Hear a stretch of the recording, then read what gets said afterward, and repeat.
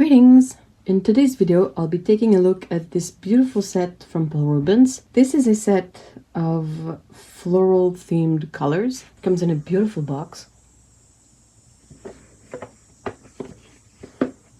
And when you open it, there's a leaflet, there's the little cloth, the palette, and then you also get a swatch card with this set. It's a really interesting color selection. I'm really looking forward to swatching these and playing with them. I love that it's different from their other products. It's a more focused selection of colors. They also sent me a set of brushes to try with the paints. These are particularly nice.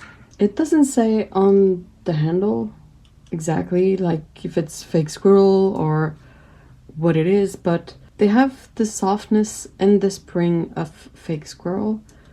They seem to be really nice shapes.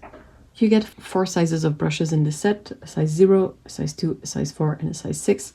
These seem to be more like quill or mop sizing than regular round brush sizing, because a regular round brush size 0 is much smaller. I gotta say, these feel really nice. Like the handle is nice and soft. Doesn't feel cheap. They have a good weight to them. The ferrules are secure. Everything looks really good with these brushes, so I'm looking forward to trying them. I will be painting some swatches in my sketchbook. I will also paint a couple of demo paintings to try the paints, and I will come back once that's done and we can take a look at it, and I'll share with you my impressions of these brushes and paints. And I'm back with the palette and tests and all of that, and we'll take a look at it right now.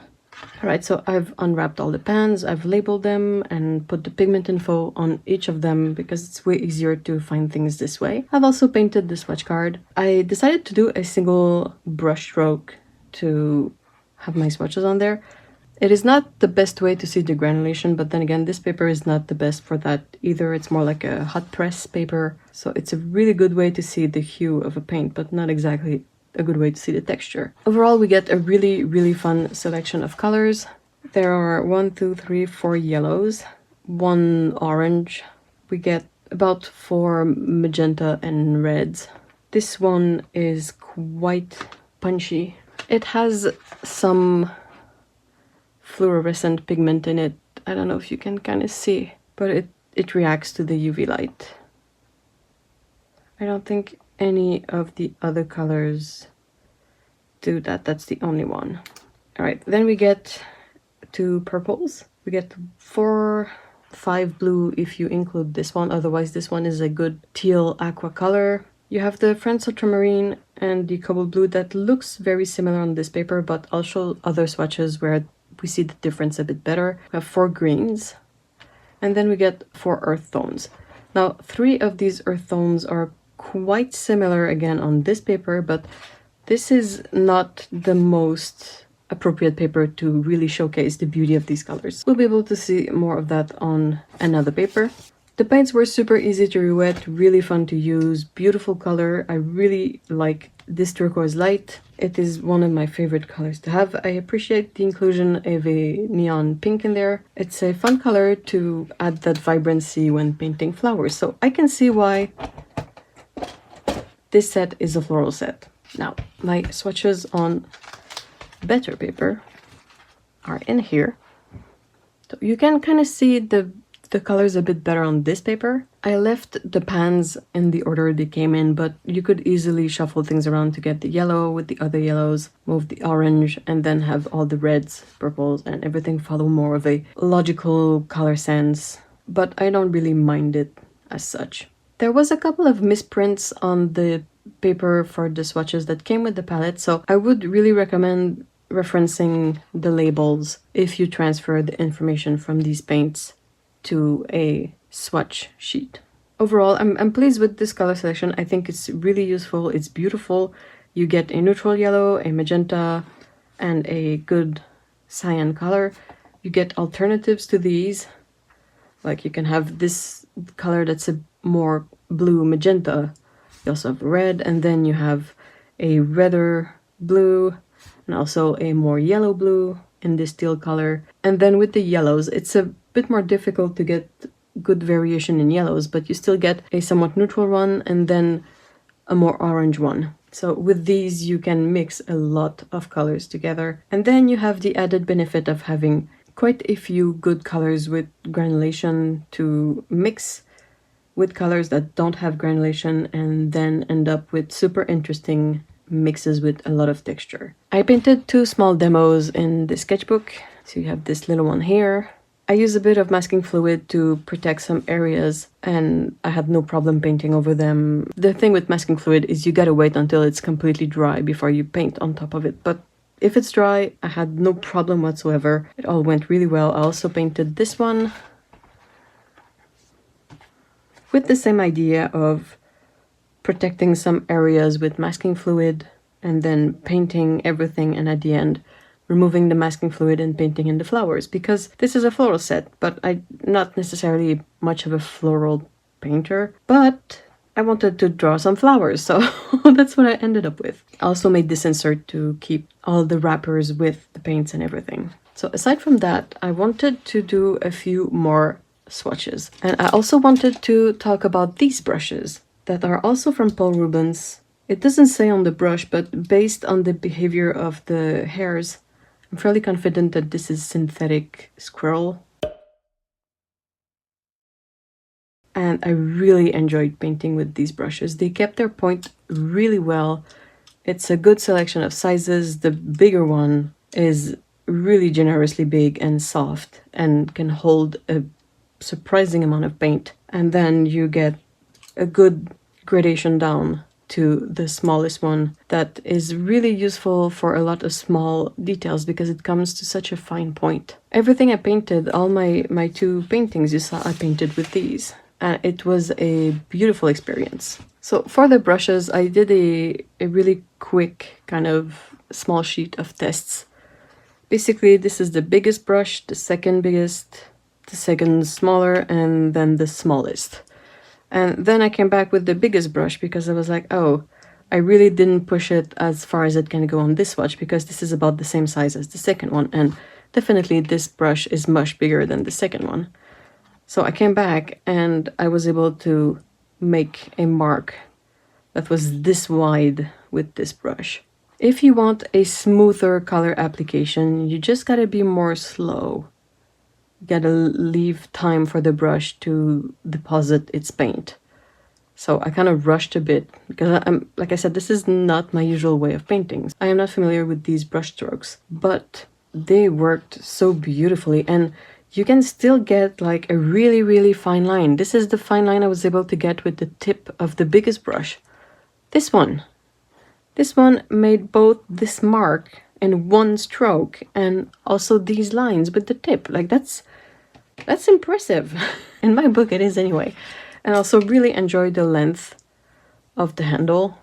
I know this is kind of a detail, but I kind of really enjoyed the feel of these handles. They're smooth, they're nice, the paint is, you know, very even, and they are really beautiful brushes. So I was pleasantly surprised with these. I will definitely use them more for future paintings. These are a keeper.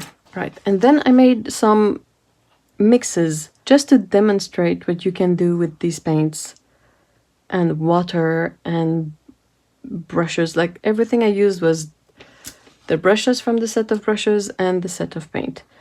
And as you can see, I made these super big and I added water on purpose so that we would get the full effect. But I wanted to show you guys the beauty of mixing a granulating color, in this case the turquoise light, with a transparent vibrant color. This is the Nickel Azo Yellow.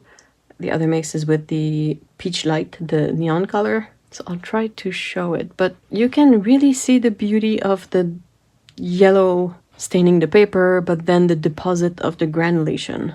This is cold pressed paper. It's cotton paper from Arches, and it's the 90-pound paper. I usually paint with the slightly heavier paper, but for demonstration purposes, this one is perfectly fine. And you can also see the same effect happening with the pink. For some reason, the neon pink has a bit of a flocculation, like it has a texture on its own. But then you mix the granulation of the turquoise with that texture and you get some really fun textural, like that. This is full of energy in my opinion, and I really enjoy when colors give me that option. Then I did some more swatches. I painted some swatches of just the pure colors to see how they would granulate on this paper. This is what I kept referring to, so you can see that the ultramarine and the cobalt blue are actually quite different. And then the three browns are also significantly different. The cypress one is more yellow, the Van Dyke brown is darker and has more texture, and then the burnt brown has a smoother finish and quite an even color.